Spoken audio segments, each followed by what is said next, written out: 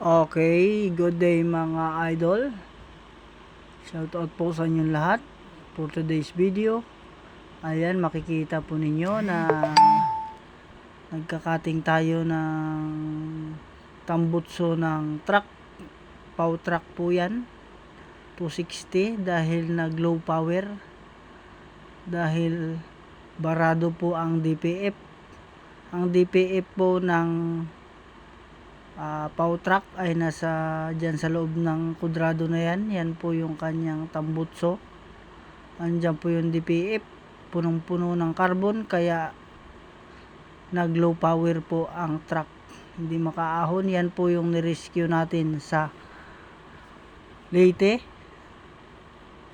Yan po mga sir, may kargang 22 tons, subalit nag low power, di na makaahon. Kaya nirescue natin, nagdala tayo doon ng assembly na ganyan. Tapos ikinabit na natin agad at dito natin uupirahan. Ayan, makikita nyo mga idol. Kinakating po natin yan. Kailangan talaga nating upirahan at biyakin. Dahil nasa loob po nyan ang DPF, ang diesel particulate filter na tinatawag. At alam nyo ba kung bakit nagbarado ang DPF? Ang DPF po ay maliliit lang na butas. Matigas po siya, parang bato na dinadaanan ng galing sa makina na sa tambutso. Kaya ayan po, bubuksan natin. Dahil pala bumara guys, mga idol, dahil kinundim po ang adblo ng unit na ito at akala nila mapapaganda ang pagkukundim ng unit. Ang hindi nila alam, may maapektuhan. Ayan po, nabarahan po ang DPF ng carbon. Kailangan air carbonize, yung iba po kinikleaning na lang ito.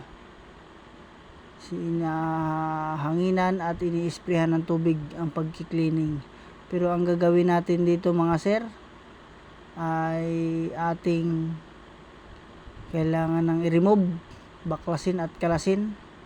Sisirain na po natin yung DPF para bumalik ang dating puwersa ng truck. 100% po na puwersa ang maibabalik. Dahil ang takbo na lang po nito ay G's na lang po, paahon. Hindi na po makapuwersa ang unit dahil barado na po ang DPF. Kaya ito kakalasin natin mga ma'am and sir. Abangan nyo po at subaybayan ninyo ang video. Nakatingin natin yan, kakalasin. Babarinahin natin yung DPF. Kailangan kalasin, sisinsilin. Lahat po gagawin natin para makalas ang DPF. 2 layer po ang kanyang. At ito na nga mga ma'am and sir, kinalas na po natin. Ayan po ang inyong makikita at matutunghayan sa nangyari sa DPF filter, diesel particulate filter. Ayan po yung mangyayari kapag ang adblo ay kinondim. Umiitim po yan at magkakausok, magkakakarbon ang inyong mga filter. Yan po ang magiging sanhi kaya ang unit nyo po ay naglo-low power. Yan po ang dahilan kung bakit low power po. Wala pong hatak ang truck, lalo na sa mga paahon mga ma'am and sir. Importante pong malakas ang ating mga unit dahil mga loaded po ito. Ang load po pala ng unit na ito ay 22 tons. Lalo na sa mga parting Bicol, Visayas, Mindanao, matataas. At ayan naman po, kita nyo na po, kinalas na po natin mga idol, ma'am and sir. Ganyan lang po, parang bahay ng bubuyog yan. Binari na po natin ng step drill, dahan-dahan at ating sinisinsil. Ganyan po ang pagre-remove ng DPF. Hindi po bastang nagkukundim ng adblo dahil maapektuhan po ang DPF. Pag umusok ng maitim at magkakarbon ang DPF, babara po yan at magkakarbon. Kaya ayan, dalawang layer po ang DPF. Yan po yung tinatanggal natin ay first layer pa lang. Yan po yung sa bandang papasok input ng exhaust galing sa makina papunta dyan, kaya dyan ang talagang bumabara. Pag nabarahan po yung maliliit na butas na yan, low power na po ang inyong mga unit, mga ma'am and sir.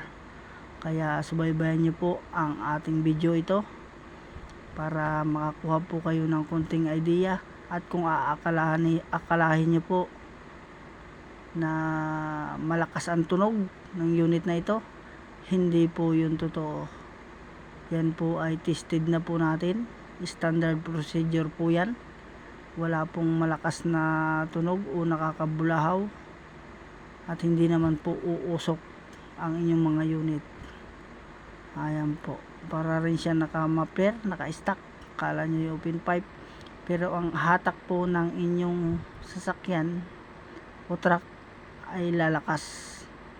Tested na po yan mga idol. Marami na tayong ganitong ginawang DPF. Ni-remove na po natin kasi kung i-cleaning lang po natin yan, baka monthly po tayo mag-cleaning kung hindi nyo po tinanggal ang DPF filter. Kaya ang recommend po natin ay maganda ng kalasin, baklasin, at i-remove ang DPF filter mga ma'am and sir. Ayan po ang resulta ng ating pagkalas ng DPF. Ayan po, malaki pong tipak-tipak na DPF filter, diesel particulate filter. Ayan po, dinadahan-dahan natin mga ma'am and sir. Baka tayo'y masugatan pag ating winaswas ang trabaho. Step by step lang po tayo yan. Yan, kailangan po nating linisin, i-carbonize yung kinalas natin at kinating natin na yan. Ginamitan lang natin ng grinder at cutting disc. At ayan na nga, patuloy po tayo sa pagkalas ng mga filter. At kailangan talaga nating tanggalin lahat yan, at hindi madadala ng linis-linis lang po ang DPF. Dahil pag nilinis nyo lang po yan at nakakundim ang AdBlue, babara at babara po yan. Magma-monthly po kayo ng cleaning ng DPF. Ayan idol, mga idol, shoutout po sa inyo lahat. Ito po yung trabaho natin ngayong araw, at ito naman po ang last na layer na kakalasin natin. Babakbakan na po natin to mga idol, mga sir, ma'am. Ayan po, para back to operation na po ang mga